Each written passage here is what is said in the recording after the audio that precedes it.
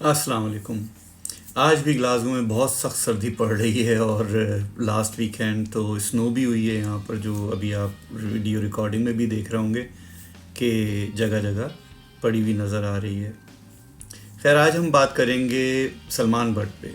سلمان بٹ، جن پہ پچھلے کئی دنوں سے بڑی چرچا ہو رہی ہے کہ ان کو کیوں نکالا گیا، اور اگر نکالنا ہی تھا تو ان کو لے کے کیوں آیا گیا۔ سب سے پہلے تو ہم بات کرتے ہیں کہ وہاب ریاض نے ان کو جاب کیا دی تھی۔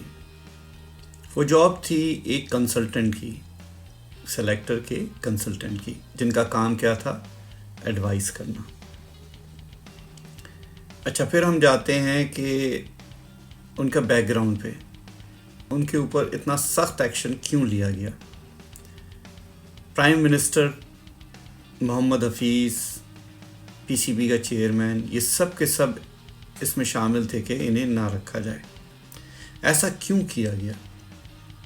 کیا ہم بھول گئے تھے کہ ایک جسٹس عبد القیوم کی رپورٹ آئی تھی، اور اس میں بھی بہت سارے نام تھے، اور اس میں یہ کہا گیا تھا کہ ان سب لوگوں کو پی سی بی سے دور رکھا جائے، لیکن ان میں سے بہت سارے لوگ پی سی بی سے منسلک رہے، ڈائریکٹلی یا انڈائریکٹلی، اور بڑے بڑے عہدے بھی ان کے رہے، جس میں selector, chief selector, coach, head coach شامل ہیں۔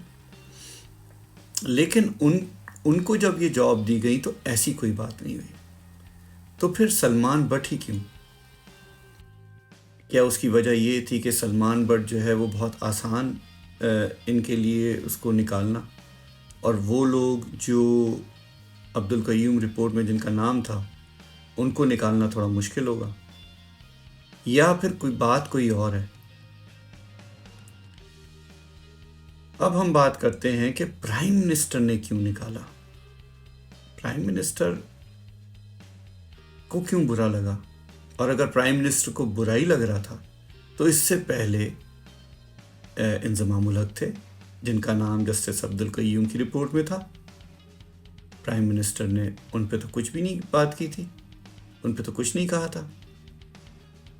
تو خیر، یہ جو امتیازی سلوک ہے یہ ختم ہونا چاہیے۔ میں ہمیشہ بات کرتا ہوں میرٹ کی، کرکٹ میں میرٹ ہونا چاہیے، بالکل اسی طرح سے جو جابز ہوتی ہیں ان میں بھی میرٹ ہونا چاہیے۔ اور جب ہم میرٹ کی بات کرتے ہیں تو ہم شروع کرتے ہیں ذکا اشرف سے۔ کیا ذکا اشرف میرٹ پہ ہیں؟ نہیں۔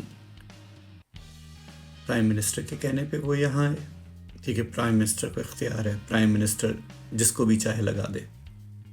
یہ کس قسم کا قانون ہے کہ ایک آدمی جس کا میرٹ ہی نہیں بنتا ہو اسے آپ پی سی بی کا چیئرمین، جو کہ بہت بڑا عہدہ ہے، اس پہ لگا دیں۔ اس کے بعد وہی ذکا اشرف جو ہیں وہ محمد حفیظ کو ڈائریکٹر مارکیٹنگ لگاتے ہیں۔ کیا حفیظ کا جو پروفائل ہے اس پہ وہ پورے اترتے ہیں؟ ان کی جو جاب ڈسکرپشن ہے ڈائریکٹر مارکیٹنگ کی، کیا ان کے پاس وہ تجربہ ہے؟ کیا ان کے پاس وہ کوالیفیکیشنز ہیں؟ پھر ہم آتے ہیں وہاب ریاض پہ۔ وہاب ریاض، کتنا ایکسپیرینس ہے ان کو اس جاب کا؟ کیا کوالیفیکیشن ہے ان کے پاس اس جاب کی؟ یہ سوال کوئی کیوں نہیں کرتا؟ میڈیا یہ سوال کیوں نہیں اٹھاتا؟ جب اس طرح کے لوگ بورڈ میں آتے ہیں، جاتے ہیں، فار ایگزامپل وقار یونس، جنہوں نے سوائے پاکستان ٹیم کے کسی اور ٹیم کو کوچ ہی نہیں کیا، ٹرینی آئے، یہیں ایکسپیرینس کیا، اور جب بری پرفارمنس ہوئی تو انہیں نکال دیا گیا، اور پھر چند سال کے بعد جب لوگ بھول گئے پھر واپس لے آئے۔ وہی حال مصباح الحق کا۔ ہم کب تک یہ ٹرینی مینجمنٹ چلاتے رہیں گے؟ پروگرام ختم کرنا ہوگا نا، میرٹ بنائیے اور یکساں سلوک کیجیے۔ ایک آدمی جس نے اسپاٹ فکسنگ کی، اس پہ پنشمنٹ بھی ہوئی اس کو، ٹھیک ہے، وہ پنشمنٹ اپنی کاٹ کے واپس آیا، واپس آ کے اس نے کرکٹ بھی کھیلی، ڈومیسٹک کرکٹ بھی کھیلی، محمد عامر نے تو انٹرنیشنل کرکٹ بھی کھیلی، اور پھر اس کے بعد وہ کامنٹری کر رہا ہے.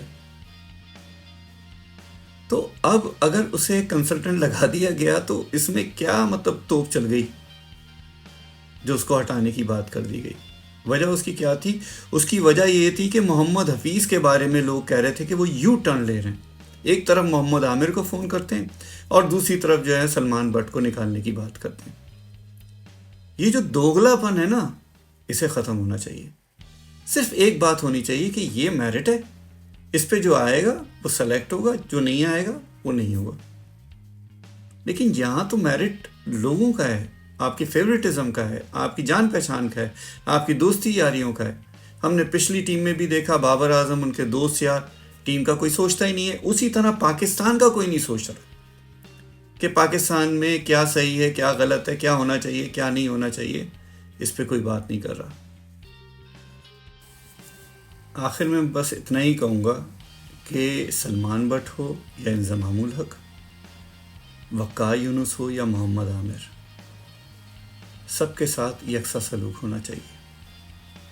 یا تو آپ یہ کہہ دیجئے کہ جو بھی انوالو ہے وہ کبھی بورڈ کے پاس پھٹکے گا نہیں، تاکہ یہ ختم ہی ہو جائے کہانی. لیکن ایسا ہوگا نہیں.